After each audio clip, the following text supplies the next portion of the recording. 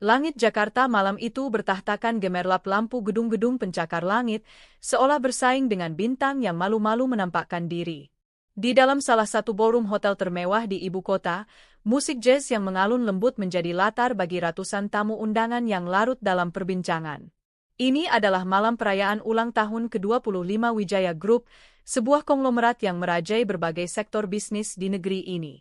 Aku, Alina Salsabila, seharusnya menjadi salah satu nyonya rumah malam ini, berdiri dengan anggun di samping suamiku, Bramantio Wicaksono.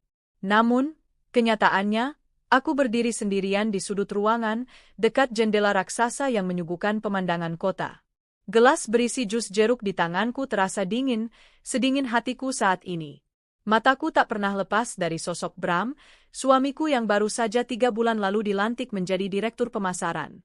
Jabatan itu, yang datang dengan gaji fantastis dan fasilitas mewah, telah mengubahnya menjadi sosok yang nyaris tak kukenali lagi.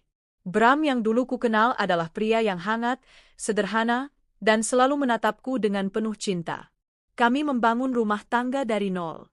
Aku menemaninya saat ia masih menjadi staf biasa, memberinya semangat saat ia merasa lelah, dan menjadi orang pertama yang memeluknya saat ia berhasil mencapai target-target kecilnya. Aku mencintainya bukan karena apa yang ia miliki, tapi karena siapa dirinya. Karena itulah, aku tak pernah sekalipun memberitahunya bahwa Wijaya Group, perusahaan tempatnya mengabdikan diri, adalah warisan dari almarhum ayahku. Aku adalah pemilik saham mayoritas, pewaris tunggal yang namanya hanya diketahui oleh Dewan Komisaris Inti dan beberapa orang kepercayaan ayah. Aku ingin Bram mencintaiku sebagai Alina, bukan sebagai pemilik perusahaan raksasa. Dan selama 8 tahun pernikahan kami, aku percaya ia tulus. Tapi 3 bulan terakhir ini terasa seperti neraka. Sejak naik jabatan, Bram menjadi angkuh. Ia mulai memandangku sebelah mata. Pakaianku yang sederhana namun elegan ia sebut kampungan. Perhatianku ia anggap sebagai gangguan. Ia sering pulang larut malam dengan alasan rapat, membawa aroma parfum wanita yang asing, yang dengan entengnya ia sebut sebagai aroma parfum rekan bisnis. Hatiku hancur berkeping-keping, namun aku masih mencoba bertahan, berharap ini hanyalah fase sementara. Mungkin ia hanya sedang beradaptasi dengan dunia barunya. Malam ini, harapanku musnah tak bersisa. Dari sudut tempatku berdiri, aku melihatnya menjadi pusat perhatian. Dengan setelan jas mahal yang membalut tubuhnya dengan sempurna, ia tertawa lepas, menyalami beberapa kolega penting. Tapi bukan itu yang membuat napasku tercekat. Di lengannya, bergelayut manja seorang wanita yang kukenal sebagai Riana, manajer baru di divisinya. Wanita itu mengenakan gaun merah menyala yang begitu ketat dan terbuka, seolah sengaja memamerkan setiap lekuk tubuhnya.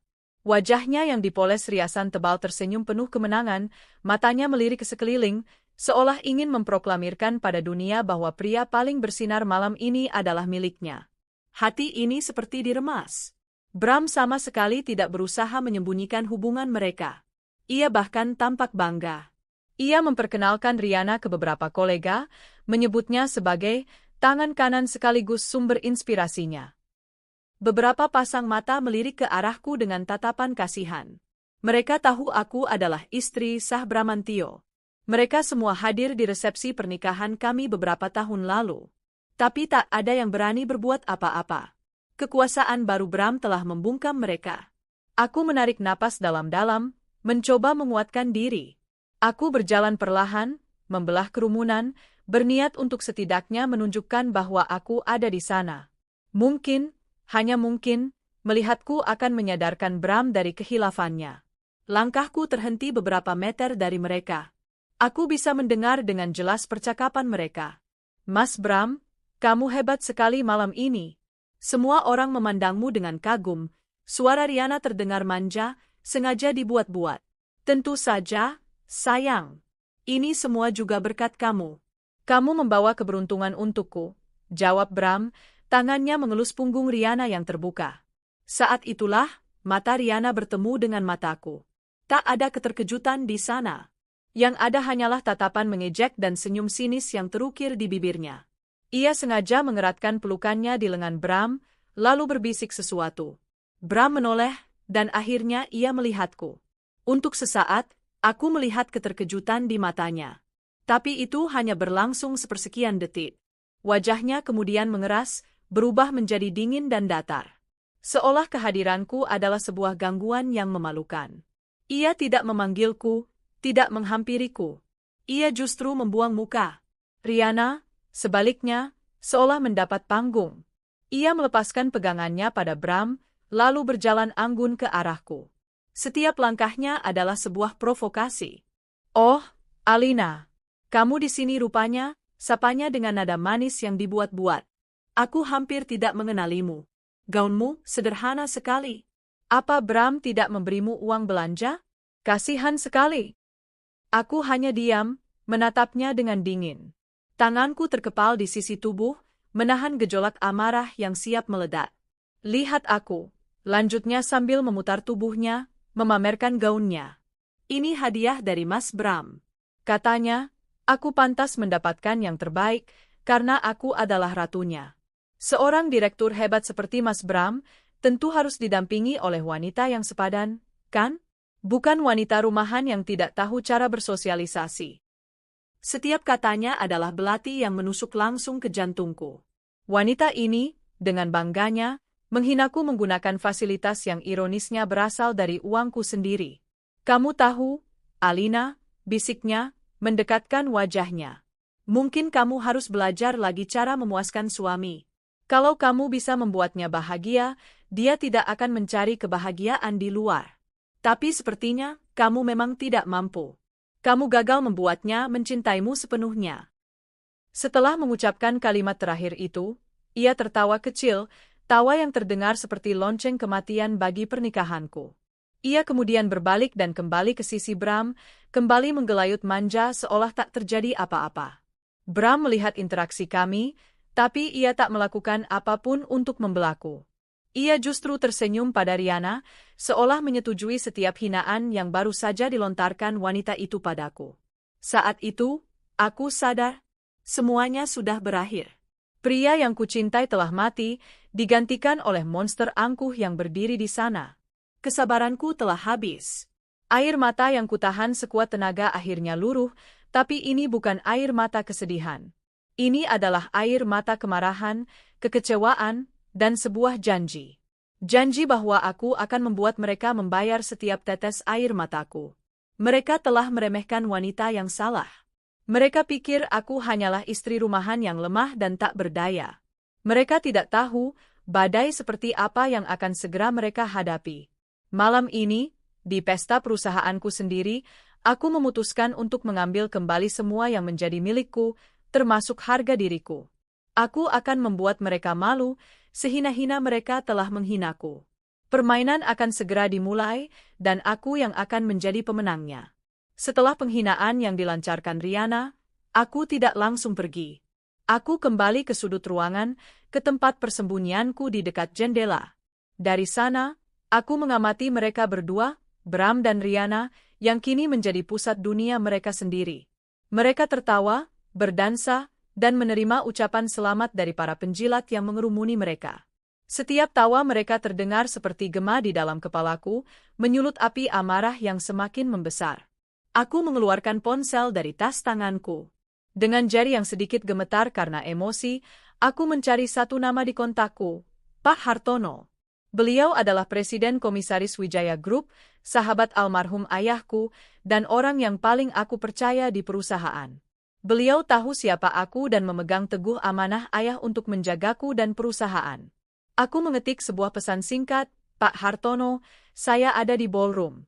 Saya butuh bantuan Bapak. Temui saya di teras belakang dalam 5 menit. Ini darurat. Alina." Setelah mengirim pesan itu, aku meletakkan gelasku dan berjalan keluar menuju teras belakang. Udara malam yang sejuk sedikit menenangkan pikiranku yang kalut. Aku bersandar di pagar pembatas, menatap taman hotel yang remang-remang. Aku harus tenang. Aku harus menyusun rencana dengan kepala dingin. Emosi tidak akan membawaku kemana-mana. Kekuatan sejatiku adalah otakku, dan sekarang saatnya untuk menggunakannya. Tak lama kemudian, sosok pria tua berwibawa dengan rambut putih keperakan muncul dari pintu. Wajahnya tampak khawatir. "Nona Alina, ada apa?" Saya kaget sekali menerima pesan Anda. Anda baik-baik saja? Tanya Pak Hartono dengan suara rendah yang penuh perhatian. Di hadapannya, aku bukanlah pemilik perusahaan, melainkan putri dari sahabat baiknya. Aku berbalik dan mencoba tersenyum, meski aku yakin senyumku tampak lebih seperti sebuah ringisan. Saya baik-baik saja, Pak. Maaf mengganggu waktu Bapak. Tidak, tidak. Jangan berkata seperti itu. Katakan, apa yang terjadi? Desaknya lembut. Aku menarik napas panjang. Pak, saya rasa sudah cukup. Permainan ini harus diakhiri malam ini juga. Pak Hartono menatapku, alisnya bertaut. Permainan apa yang Anda maksud? Permainan menjadi istri rumahan yang tak berdaya, jawabku dengan suara yang mulai mengeras karena keyakinan. Lihat suami saya, Pak Bramantio. Pria yang Bapak setujui promosinya 3 bulan lalu atas rekomendasi saya. Lihat apa yang dia lakukan di dalam sana. Aku menunjuk ke arah ballroom dengan daguku. Pak Hartono mengikuti arah pandanganku melalui jendela kaca. Ia terdiam cukup lama, mengamati Bram yang sedang berdansa mesra dengan Riana. Wajahnya yang bijaksana perlahan mengeras. Saya tidak menyangka akan separah ini, Nona. Saya mendengar beberapa rumor, tapi saya pikir itu hanya gosip kantor biasa, ujarnya dengan nada penyesalan. Itu bukan gosip, Pak. Itu fakta yang dia pamerkan dengan bangga di depan saya, kataku getir. Wanita itu bahkan menghina saya beberapa menit yang lalu, dan Bram hanya diam saja. Dia membiarkannya. Rahang Pak Hartono mengeras. Anak itu tidak tahu diuntung. Setelah semua yang Anda berikan padanya? Justru karena itu, Pak, dia tidak tahu. Dan malam ini, saya ingin dia tahu.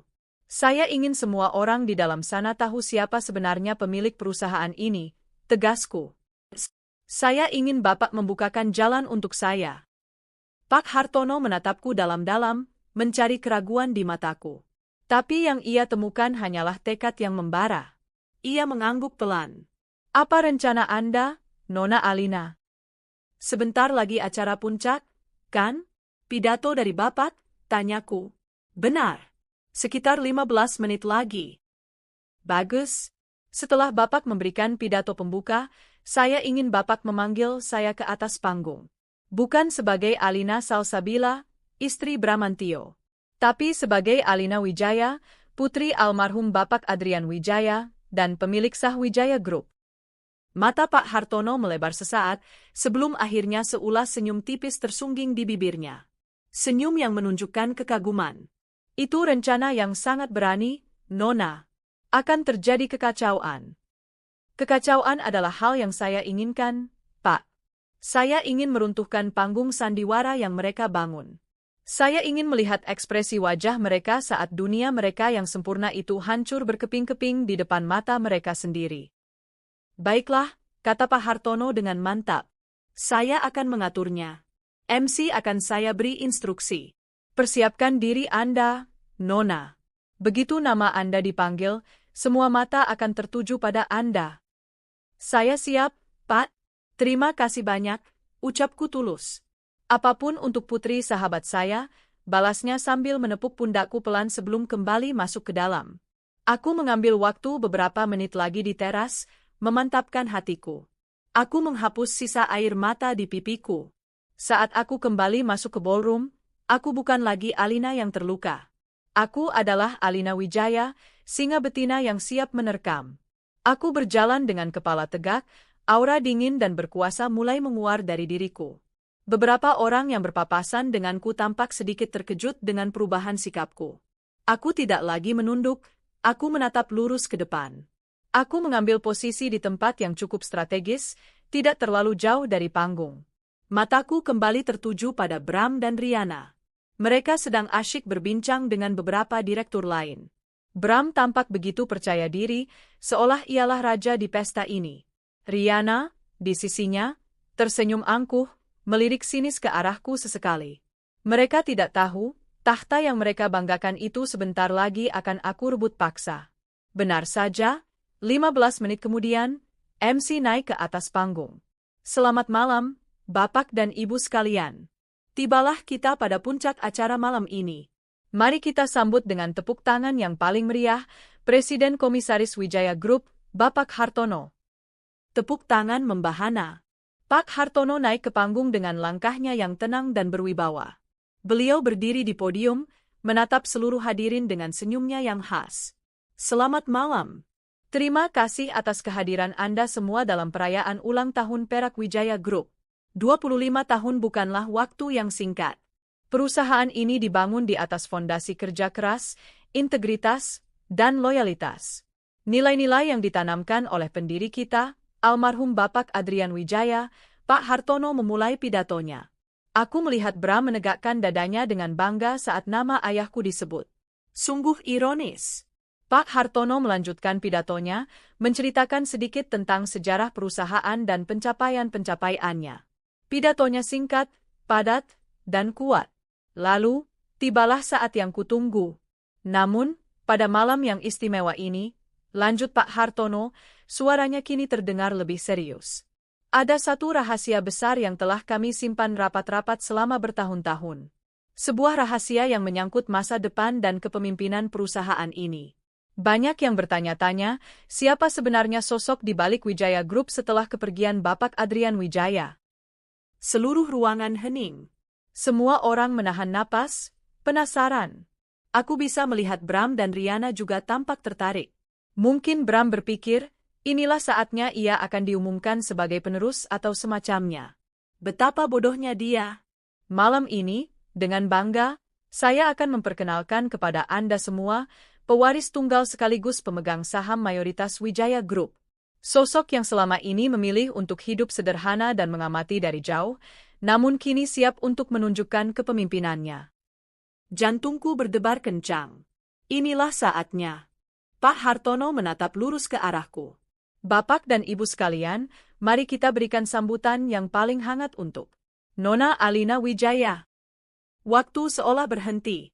Seluruh kepala serempak menoleh, mencari-cari sosok bernama Alina Wijaya. Lampu sorot bergerak liar, sebelum akhirnya berhenti tepat di atasku. Hening. Lalu, bisik-bisik mulai terdengar. Alina Wijaya? Siapa itu? Bukankah itu istrinya Pak Bram? Wijaya? Apa hubungannya dengan pendiri perusahaan? Di tengah kebingungan itu, aku melangkah maju. Setiap langkahku terasa mantap dan penuh perhitungan. Aku melewati meja-meja para tamu yang menatapku dengan mulut ternganga. Pandanganku lurus tertuju pada satu titik, wajah suamiku, Bramantio. Ekspresinya adalah pemandangan yang akan kuingat seumur hidupku. Matanya membelalak tak percaya. Mulutnya sedikit terbuka. Wajahnya yang tadi berseri-seri karena bangga, kini pucat pasi seperti mayat. Ia menatapku seolah baru pertama kali melihat hantu. Di sebelahnya, Riana tampak sama bingungnya. Wajah angkuhnya berganti dengan kerutan dalam di dahi. Aku terus berjalan hingga tiba di depan panggung. Pak Hartono tersenyum dan mengulurkan tangannya untuk membantuku naik. Tepuk tangan yang semula ragu-ragu, kini mulai terdengar, dipelopori oleh para dewan komisaris yang sudah tahu siapa aku. Aku berdiri di podium, di samping Pak Hartono, menatap lautan manusia di hadapanku. Aku menatap mereka semua, para karyawan, para direktur, para penjilat, dan terakhir, aku menatap Bram dan Riana. Selamat malam, sapaku. Suaraku, yang dibantu oleh mikrofon, terdengar jelas, tenang, dan berkuasa. Sama sekali tidak seperti suara istri rumahan yang mereka kenal. Bagi yang belum mengenal saya, perkenalkan, nama saya Alina Wijaya, putri dari almarhum Adrian Wijaya. Gemuruh di dalam ruangan semakin kencang. Benar apa yang dikatakan Pak Hartono. Selama ini saya memilih untuk tidak menampakkan diri.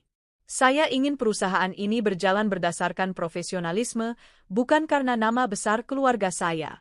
Saya juga ingin memberikan kesempatan bagi orang-orang berbakat untuk tumbuh dan berkembang berdasarkan kemampuannya sendiri. Mataku melirik tajam ke arah Bram. Namun, lanjutku, nadaku berubah menjadi dingin. Saya menyadari, ada beberapa oknum yang menyalahgunakan kepercayaan yang telah diberikan. Ada yang menginjak-injak nilai-nilai integritas dan loyalitas yang menjadi pilar perusahaan ini. Mereka pikir, Jabatan tinggi dan kekuasaan memberi mereka hak untuk bertindak semena-mena, untuk mengkhianati, dan untuk menghina orang lain. Seluruh ruangan senyap. Semua orang tahu siapa yang kumaksud. Tatapan mereka kini beralih antara aku dan Bram. Bram sendiri tampak seperti patung, membeku di tempatnya. Wajah Riana sudah pucat tanpa darah. Mulai hari ini, aku mengumumkan dengan suara yang tak terbantahkan. Saya akan mengambil alih kembali kendali perusahaan ini secara penuh. Akan ada evaluasi besar-besaran di semua lini. Dan saya pastikan, tidak akan ada lagi tempat bagi para pengkhianat dan benalu di Wijaya Group. Aku mengakhiri pidatoku. Aku tidak perlu menyebut nama. Aku tidak perlu mempermalukan mereka secara langsung. Seluruh dunia di ruangan itu sudah mengerti. Aku telah menjatuhkan bom atom di tengah pesta mereka, dan ledakannya jauh lebih dahsyat dari yang bisa mereka bayangkan. Aku turun dari panggung diiringi tepuk tangan yang kini jauh lebih riuh. Para kolega yang tadi menatapku dengan kasihan, kini menatapku dengan penuh kekaguman dan rasa hormat. Aku berjalan melewati Bram dan Riana yang masih mematung. Saat aku tepat di samping mereka, aku berhenti sejenak dan berbisik pada Bram, cukup keras untuk didengar Riana. Permainannya sudah selesai, Mas. Selamat menikmati sisa malammu. Lalu aku terus berjalan, meninggalkan mereka dalam kehancuran panggung sandiwara mereka, di tengah tatapan ratusan pasang mata yang kini memandang mereka bukan lagi dengan kekaguman, melainkan dengan cemoohan. Pesta masih berlangsung, namun jiwanya telah mati. Pusat perhatian bukan lagi Bramantio yang diagung-agungkan, melainkan aku, Alina Wijaya, sosok misterius yang tiba-tiba muncul dan merombak tatanan kekuasaan. Aku dikelilingi oleh para direktur senior dan komisaris yang ingin menyapaku secara resmi. Mereka yang tadinya mengabaikanku, kini berlomba-lomba untuk mendapatkan perhatianku. Aku melayani mereka dengan senyum profesional, menjawab pertanyaan-pertanyaan mereka dengan lugas dan cerdas, menunjukkan sisi diriku yang selama ini tersembunyi. Dari kejauhan, aku bisa melihat Bram dan Riana menjadi paria. Tak ada lagi yang mendekati mereka.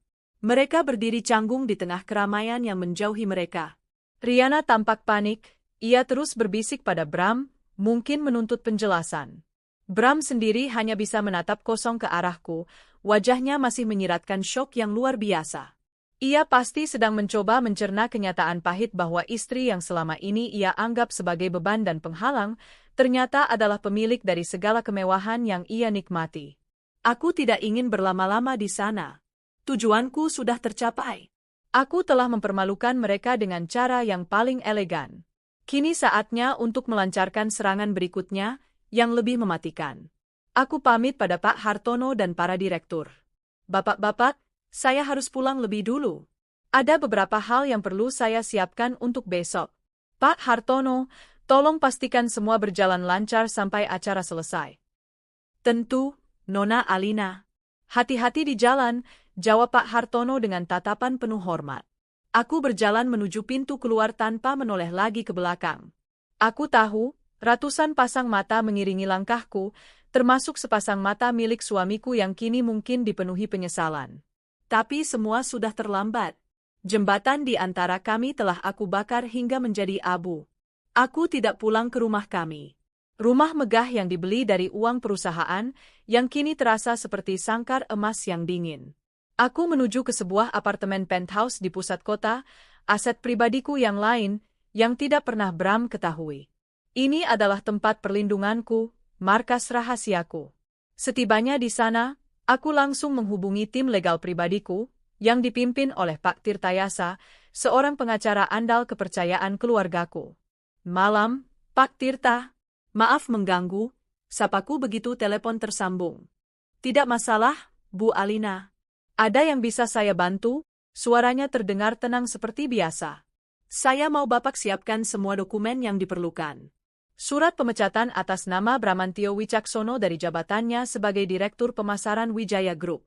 Siapkan juga surat penarikan semua aset dan fasilitas perusahaan yang melekat padanya, mobil dinas, kartu kredit perusahaan, dan surat perintah pengosongan rumah dinas dalam waktu 1x24 jam. Hening sejenak di seberang telepon. Pak Tirta pasti kaget dengan instruksi mendadak ini. Baik, Bu. Akan saya siapkan. Alasan pemecatannya: pelanggaran berat terhadap kode etik perusahaan, penyalahgunaan wewenang, dan tindakan yang mencoreng nama baik Wijaya Group. Lampirkan juga bukti-bukti pengeluaran kartu kredit perusahaan untuk kepentingan pribadi yang tidak semestinya. Saya yakin tim audit bisa menemukannya dengan mudah jika digali lebih dalam. Terutama pengeluaran beberapa bulan terakhir untuk Riana, jelasku dengan dingin. Ya? Manajer pemasaran yang baru itu, Bu. Tepat sekali. Siapkan juga surat pemecatan untuknya. Alasan yang sama. Saya tidak mau ada bibit-bibit penyakit di perusahaan saya. Sangat jelas, Bu. Dokumen akan siap besok pagi pukul 8. Perlu saya antarkan kemana? Antarkan ke kantor pusat Wijaya Group. Langsung ke ruang rapat Dewan Direksi di lantai 30. Saya akan memimpin rapat darurat besok pagi pukul 9. Baik, Bu Alina. Semua akan saya laksanakan. Setelah menutup telepon, aku merasakan sedikit kelegaan. Roda keadilan mulai berputar. Malam itu aku tidak bisa tidur. Pikiranku dipenuhi oleh kenangan, baik yang manis maupun yang pahit. Aku teringat saat Bram melamarku di sebuah warung pecel lele sederhana, berjanji akan membahagiakanku dengan kerja kerasnya. Aku teringat bagaimana kami tertawa bersama saat mendekorasi rumah kontrakan pertama kami. Semua terasa begitu tulus. Kemana perginya pria itu? Apakah kekuasaan dan uang benar-benar bisa mengubah seseorang sedemikian rupa? Aku menangis, bukan karena meratapi nasibku, tapi karena melepaskan semua sisa cinta dan kenangan yang membelengguku. Aku menangisi kematian pernikahanku dan kebodohanku yang terlalu lama bertahan. Besok, aku akan terlahir kembali. Keesokan paginya, aku bangun dengan energi baru. Aku memilih setelan kerja terbaikku, blazer berwarna biru navy yang menunjukkan otoritas, dipadu dengan kemeja sutra putih. Rambutku aku tata rapi membentuk sanggul modern, dan riasanku kubuat tegas namun tetap elegan. Saat aku bercermin, yang kulihat bukanlah Alina istri Bramantio, tapi Alina Wijaya, CEO Wijaya Group. Aku tiba di kantor pusat tepat pukul 8:30. Para karyawan yang berpapasan denganku di lobi tampak terkejut dan langsung menunduk hormat. Berita dari pesta semalam pasti sudah menyebar seperti api. Aku berjalan tegap menuju lift khusus direksi, diantar oleh kepala keamanan.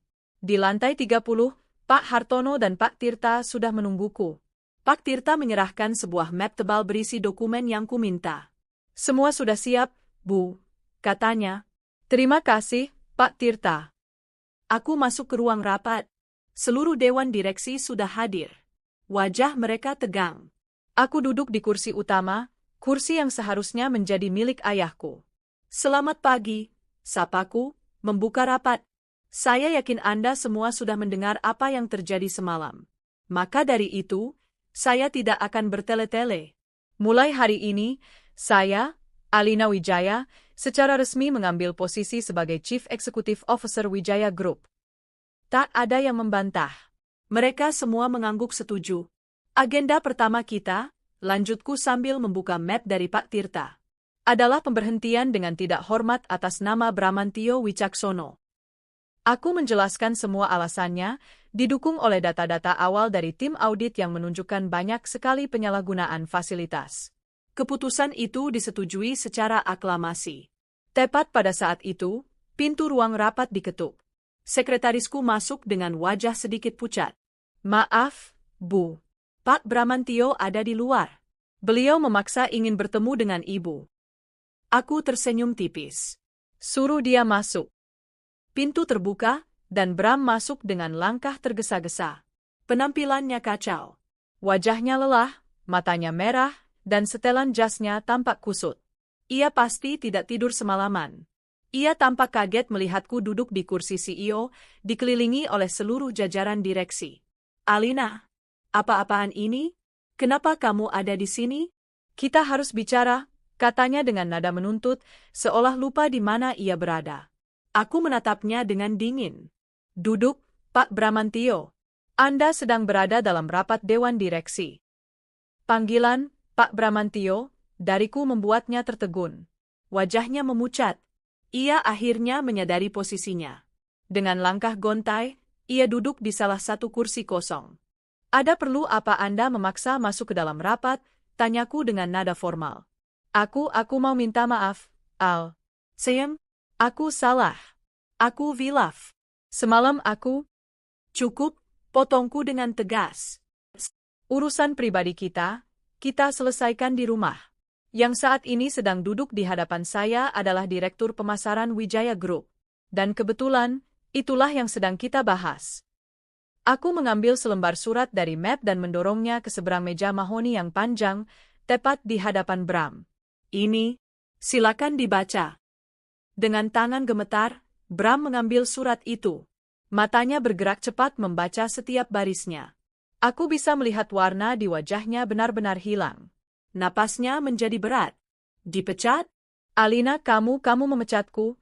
Suaranya bergetar, penuh ketidakpercayaan. Bukan aku, koreksiku, tapi Dewan Direksi Wijaya Group. Keputusan ini diambil secara mufakat berdasarkan bukti-bukti pelanggaran kode etik yang telah Anda lakukan. Anda telah mencoreng nama baik perusahaan. Tapi, ini perusahaanku juga. Aku suamimu, serunya putus asa. Anda salah, balasku dengan tajam. Ini perusahaan saya. Dan Anda, sayangnya, bukan lagi suami yang saya kenal. Anda hanyalah seorang karyawan yang tidak becus bekerja. Aku berdiri. Sekarang, silakan kosongkan ruangan Anda. Tim keamanan akan mengantar Anda untuk membereskan barang-barang pribadi Anda. Semua fasilitas perusahaan harus Anda kembalikan hari ini juga. Termasuk rumah dan mobil. Anda punya waktu sampai sore nanti. Aku menatapnya lekat-lekat, mata bertemu mata. Ah, satu lagi. Sampaikan juga salam perpisahan saya untuk Riana. Surat pemecatannya akan segera menyusul. Bram terdiam, luluh lantak. Pria angkuh yang semalam menjadi raja, kini duduk tak berdaya seperti pesakitan yang menunggu dieksekusi. Ia menatapku dengan pandangan campur aduk antara benci, menyesal, dan putus asa. Tapi aku tidak merasakan apa-apa lagi. Tidak ada simpati, tidak ada kasihan. Yang ada hanyalah kelegaan. Rapat selesai, tutupku. Bawa dia keluar. 2 orang petugas keamanan masuk dan berdiri di samping Bram. Mereka mempersilakannya untuk berdiri dengan sopan namun tegas. Bram, tanpa perlawanan, bangkit seperti robot dan berjalan keluar dari ruangan dengan tatapan kosong. Pintu tertutup di belakangnya, menutup satu babak dalam hidupku untuk selamanya. Setelah Bram diusir dari ruang rapat, aku melanjutkan agenda dengan para direksi. Aku memaparkan visi dan misiku untuk perusahaan ke depan. Aku berbicara tentang inovasi, efisiensi, dan yang terpenting, penguatan kembali budaya perusahaan yang berlandaskan integritas. Para direksi yang tadinya mungkin meragukan kemampuanku, kini menatapku dengan penuh takjub.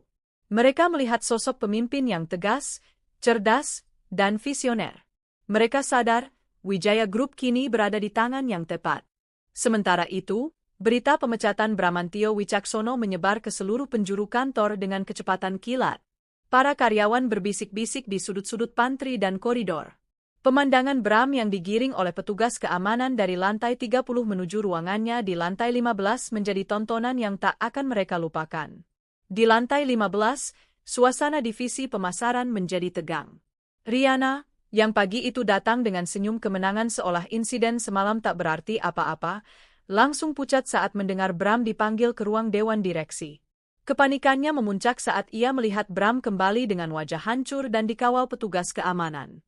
Bram masuk ke ruangannya yang luas dan mewah, yang beberapa menit lalu masih menjadi simbol kekuasaannya. Kini, ruangan itu terasa asing dan dingin. Ia mulai memasukkan barang-barang pribadinya ke dalam sebuah kotak kardus.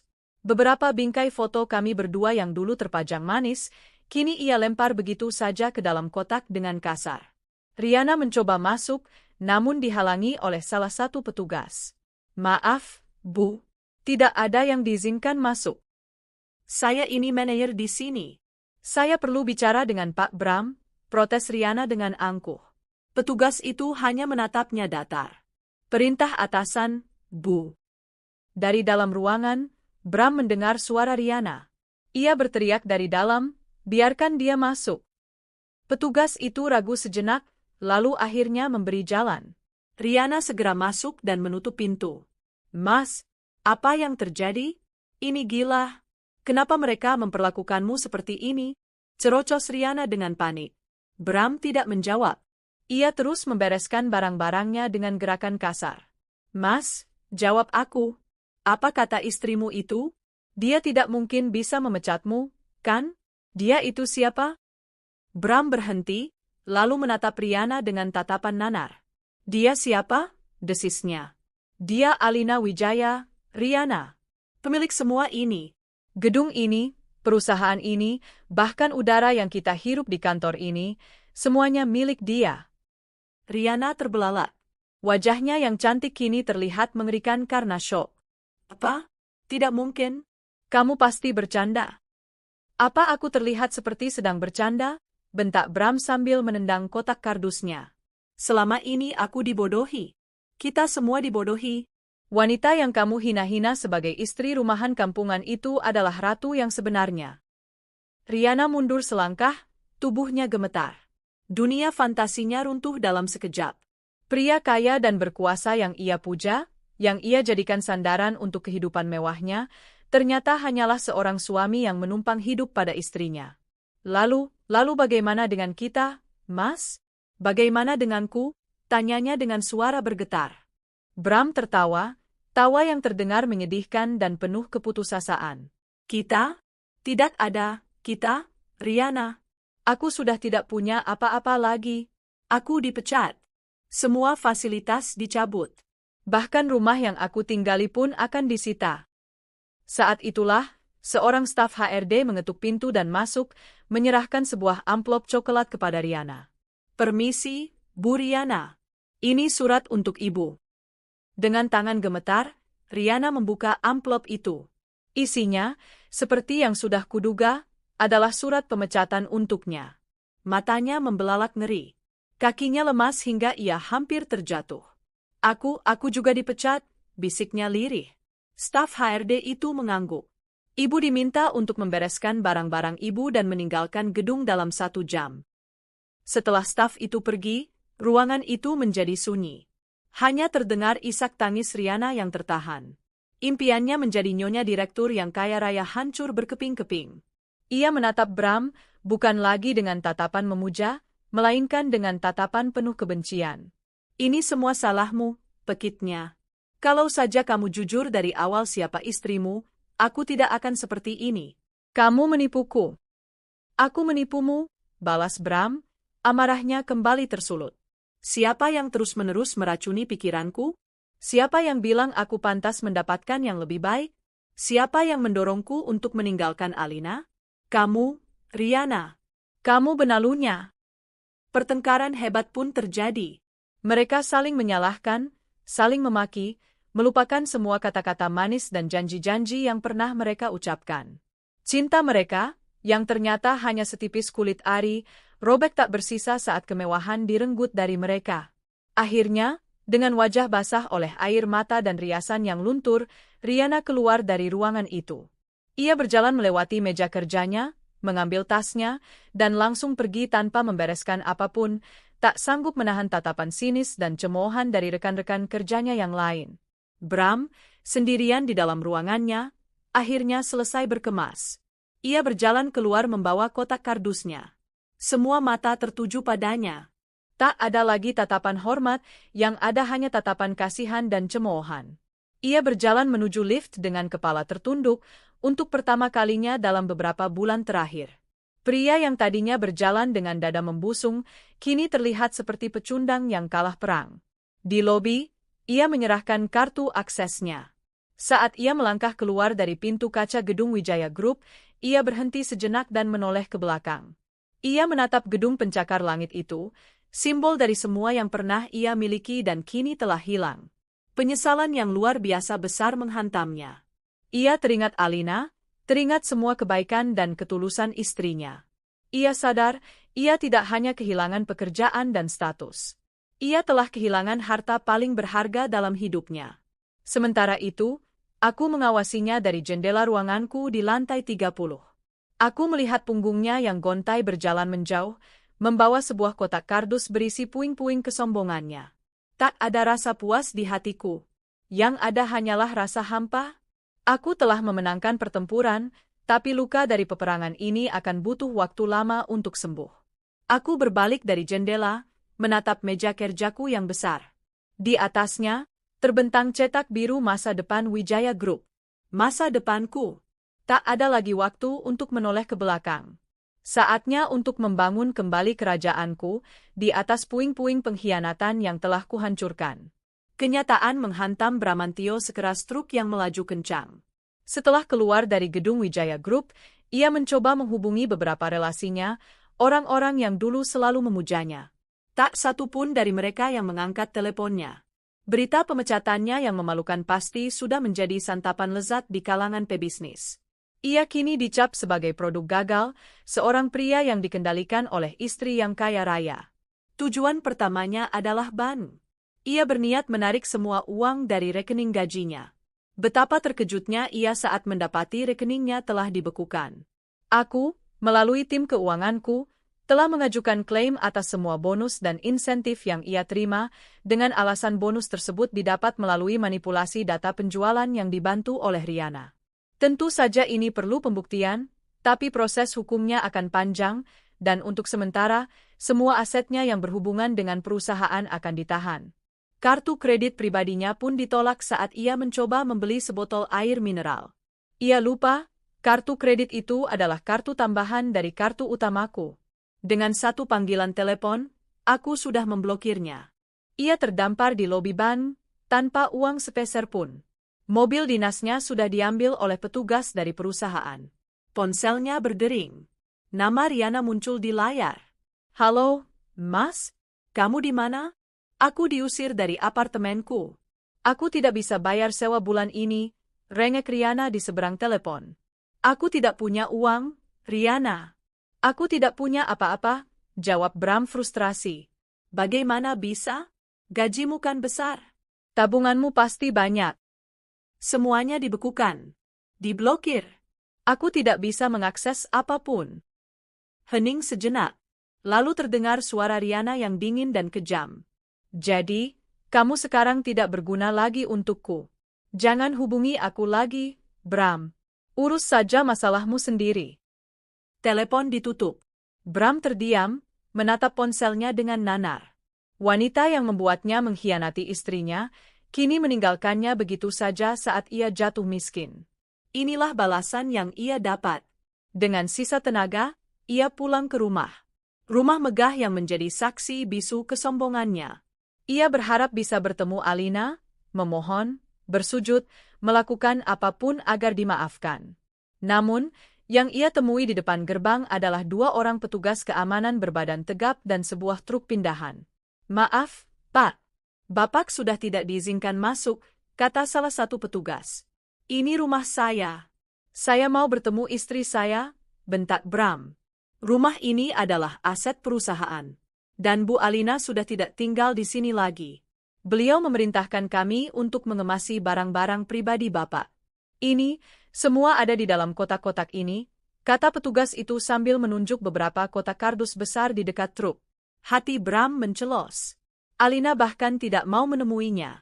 Ia telah dihapus sepenuhnya dari kehidupan istrinya.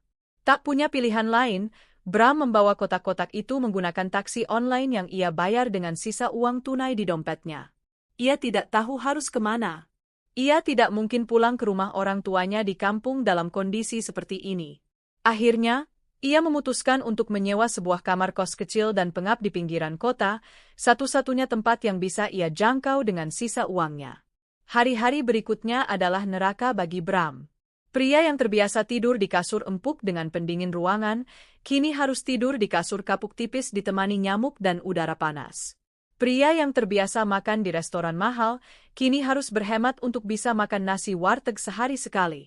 Ia mencoba melamar pekerjaan di perusahaan lain. Namun, namanya sudah masuk daftar hitam. Tak ada satupun perusahaan yang mau menerima seorang direktur yang dipecat secara tidak hormat karena skandal perselingkuhan dan penyalahgunaan wewenang. Beberapa kali ia mencoba datang langsung ke perusahaan-perusahaan, namun ia selalu diusir oleh satpam bahkan sebelum sempat bertemu dengan bagian HRD. Kesombongannya terkikis habis, digantikan oleh keputusasaan. Setiap malam, ia dihantui oleh bayang-bayang Alina. Ia teringat senyum tulus istrinya, masakannya yang lezat, perhatiannya yang tak pernah putus. Ia menyadari betapa bodohnya ia telah menukar berlian dengan sebuah batu kerikil. Suatu sore, saat ia sedang berjalan gontai di sebuah pusat perbelanjaan untuk mendinginkan diri, ia melihat sosok Riana. Wanita itu tidak sendiri. Ia sedang bergelayut manja di lengan seorang pria tua kaya raya. Penampilannya kembali glamor, tas dan sepatunya bermerek. Riana melihat Bram. Tak ada rasa bersalah di matanya. Ia hanya menatap Bram dengan pandangan jijik, seolah melihat sampah, lalu berbalik dan pergi. Pemandangan itu adalah tamparan terakhir bagi Bram. Ia sadar, ia telah diperalat dan dibuang. Ia sendirian, terpuruk di dasar jurang yang ia gali sendiri. Ia mulai melakukan pekerjaan serabutan apapun untuk bertahan hidup. Menjadi kuli angkut di pasar, menjadi tukang ojek, semua ia lakoni. Tubuhnya yang dulu terawat kini kurus dan legam terbakar matahari. Wajahnya yang dulu tampan kini terlihat tua dan lelah. Setiap kali melihat gedung Wijaya Group yang menjulang tinggi di kejauhan, hatinya terasa sakit. Ia membayangkan Alina ada di puncak gedung itu, duduk di kursi CEO-nya, mengendalikan kerajaan bisnisnya. Wanita yang pernah menjadi miliknya, kini begitu jauh tak terjangkau.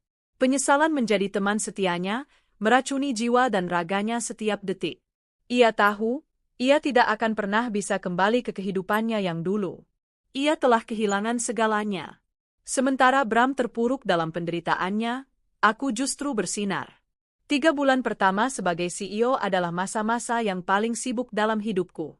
Aku bekerja nyaris 18 jam sehari, mempelajari setiap detail seluk-beluk perusahaan, merombak sistem yang tidak efisien, dan menempatkan orang-orang yang tepat di posisi yang seharusnya. Langkah pertamaku adalah melakukan audit besar-besaran di semua divisi. Aku menemukan banyak sekali tikus, seperti Bram dan Riana, para penjilat yang naik jabatan bukan karena prestasi, melainkan karena kedekatan dengan atasan. Aku membersihkan mereka semua tanpa ampun. Aku tidak peduli dengan drama atau permohonan mereka. Integritas adalah harga mati di perusahaanku. Aku juga meluncurkan program-program baru yang berfokus pada kesejahteraan karyawan dan pengembangan talenta. Aku ingin Wijaya Group menjadi tempat di mana setiap karyawan merasa dihargai dan memiliki kesempatan yang sama untuk berkembang berdasarkan kinerja dan loyalitas, bukan karena hal lain. Kepemimpinanku yang tegas namun adil dengan cepat menuai hasil. Kinerja perusahaan meningkat pesat. Para investor menaruh kepercayaan besar padaku. Harga saham Wijaya Group meroket. Wajahku mulai sering muncul di majalah-majalah bisnis, diwawancarai sebagai salah satu CEO wanita paling berpengaruh di negeri ini. Aku bukan lagi Alina yang rapuh. Aku telah bertransformasi menjadi seorang pemimpin yang disegani. Namun, di balik semua kesuksesan itu, hatiku masih dalam proses penyembuhan. Luka pengkhianatan Bram tidak mudah untuk dihilangkan. Ada malam-malam di mana aku merasa kesepian, teringat akan kenangan masa lalu. Tapi aku tidak membiarkan kesedihan itu menguasaiku. Aku menyalurkan semua energiku untuk bekerja dan berkarya. Pak Hartono menjadi mentorku yang paling setia. Beliau selalu memberiku nasihat-nasihat bijak, membantuku melewati masa-masa sulit dalam mengambil keputusan bisnis yang krusial. Anda telah melampaui ekspektasi semua orang, Nona Alina, katanya suatu hari di ruanganku. Ayah Anda pasti sangat bangga jika beliau bisa melihat Anda sekarang. Kata-kata itu menghangatkan hatiku. Terima kasih, Pak. Ini semua juga berkat bimbingan Bapak. Saya hanya menunjukkan jalannya. Andalah yang berjalan di atasnya dengan begitu gagah berani, balasnya tulus. Selain fokus pada pekerjaan, aku juga mulai memperhatikan diriku sendiri. Aku mulai rutin berolahraga, mengambil kelas yoga, dan menghabiskan akhir pekan dengan melakukan hal-hal yang kusukai, seperti membaca buku di taman atau melukis. Aku menemukan kembali diriku yang sempat hilang. Aku sadar, kebahagiaanku tidak bergantung pada orang lain. Kebahagiaan sejati datang dari dalam diri. Aku juga sudah mengajukan gugatan cerai. Prosesnya berjalan lancar karena Bram tidak melakukan perlawanan apapun. Ia pasrah menerima semua keputusanku. Beberapa bulan kemudian, pengadilan mengabulkan gugatan kami. Aku resmi kembali menjadi Alina Wijaya, seorang wanita lajang yang merdeka. Suatu hari, sekretarisku memberitahuku bahwa ada seorang wanita yang memaksa ingin bertemu denganku. Wanita itu mengaku sebagai ibu dari Bramantio. Hatiku sedikit bimbang, namun akhirnya aku setuju untuk menemuinya. Seorang wanita parubaya dengan wajah yang tampak lelah masuk ke ruanganku. Pakaiannya sederhana. Ia menatapku dengan mata yang berkaca-kaca. "Nona Alina," sapanya lirih sambil menunduk. "Silakan duduk, Bu," kataku mempersilakan. Ia duduk di kursi di hadapanku, meremas-remas ujung bajunya. Saya ibunya Bram. Saya datang ke sini untuk meminta maaf atas nama anak saya. Saya malu sekali, Nona. Kami tidak pernah mendidiknya untuk menjadi pria seperti itu." Air matanya mulai menetes. Sejak dipecat, hidupnya hancur, Nona.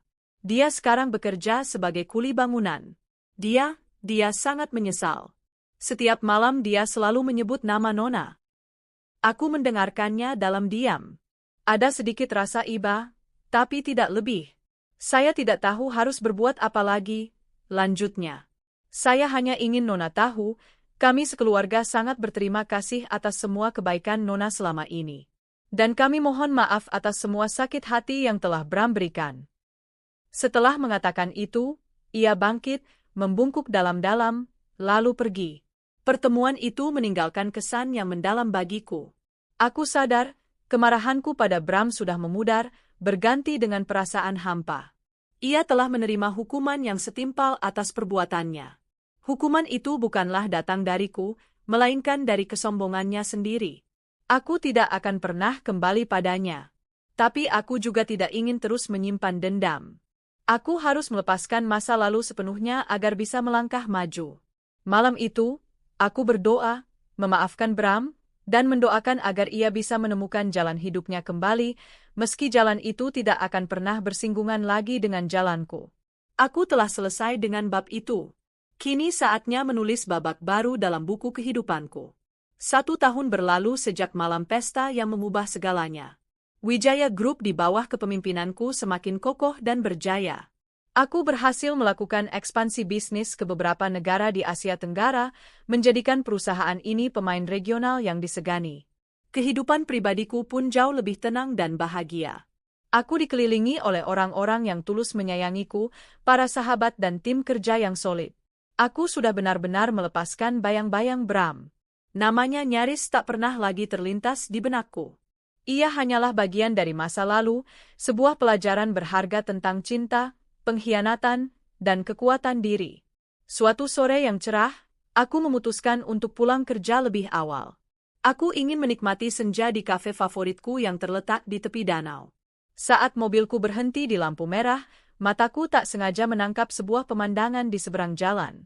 Seorang pria dengan seragam petugas kebersihan berwarna oranye sedang menyapu trotoar. Tubuhnya kurus, kulitnya gelap terbakar matahari. Gerakannya tampak lamban dan lelah. Awalnya aku tidak begitu memperhatikan, namun saat pria itu mengangkat wajahnya untuk menyeka keringat, jantungku seolah berhenti berdetak. Itu Bram. Aku nyaris tidak mengenalinya. Pria yang dulu begitu gagah dan tampan, kini terlihat seperti pria parubaya yang kalah oleh kerasnya kehidupan. Tatapan matanya kosong, tak ada lagi kilau arogansi yang dulu sering ia tunjukkan. Yang ada hanyalah kepasrahan dan kelelahan. Saat itu, lampu lalu lintas berubah hijau. Mobil di belakangku membunyikan klakson. Aku tersadar dari lamunanku dan menyuruh sopirku untuk jalan. Sepanjang sisa perjalanan, pikiranku dipenuhi oleh pemandangan tadi.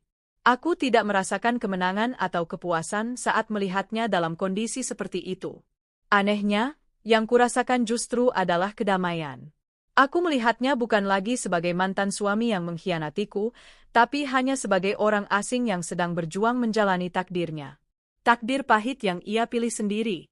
Aku sadar, aku sudah benar-benar sembuh. Aku sudah berada di tempat yang jauh lebih tinggi, bukan dalam hal materi atau jabatan, tapi dalam hal ketenangan jiwa. Aku tidak lagi terikat oleh amarah atau dendam. Aku bebas. Setibanya di kafe, aku memesan secangkir teh hangat dan duduk di meja yang menghadap ke danau.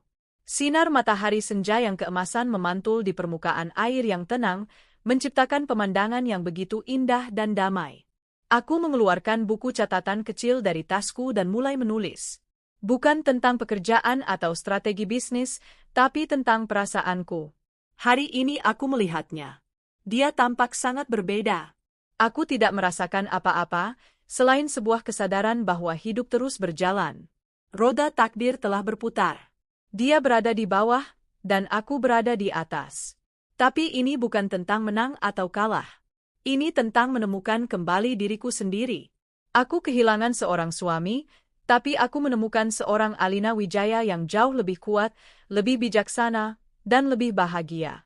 Aku bersyukur atas setiap luka, karena luka itulah yang telah menempaku menjadi seperti sekarang.